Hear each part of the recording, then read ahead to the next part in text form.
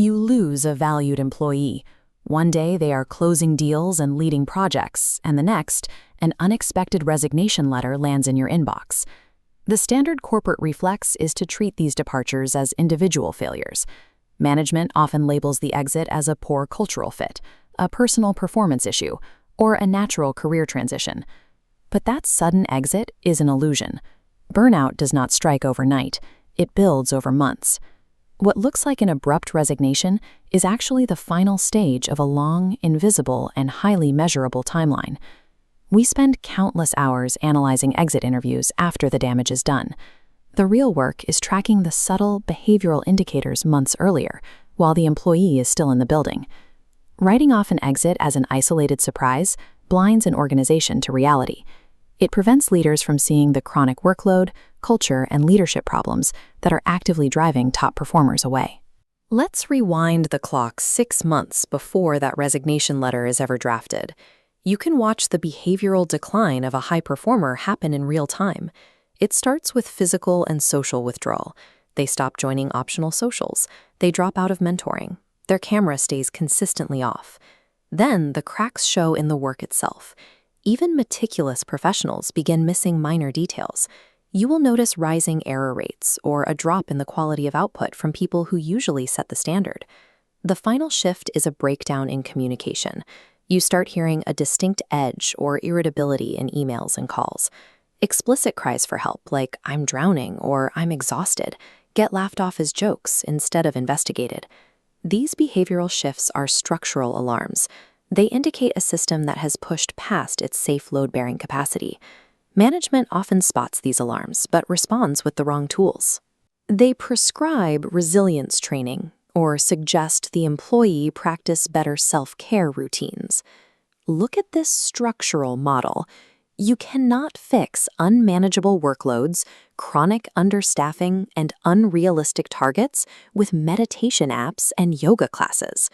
The pressure compounds because organizations operate on a toxic paradox. Setting healthy boundaries is quietly penalized, while extreme overwork, late nights, and constant availability are actively rewarded.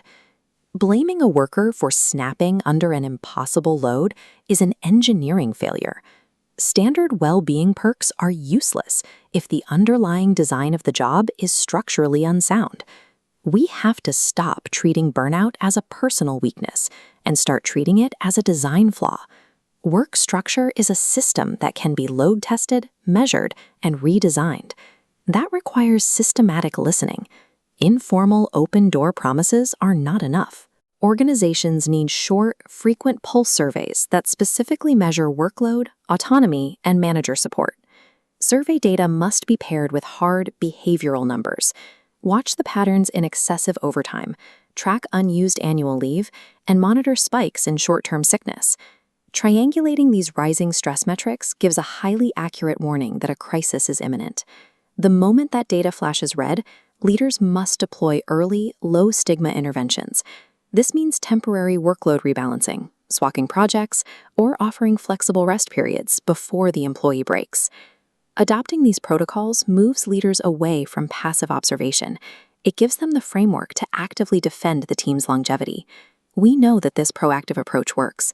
A travel to our company in Florida recently used their regular staff surveys to spot a steep rise in stress long before anyone actually quit. They responded with a targeted structural shift. They introduced monthly pause days, which meant 0 meetings, highly flexible hours, and full remote work options. This chart tracks the impact of that adjustment. Within 3 months of changing how the work was done, reported burnout symptoms across the staff dropped by 23%.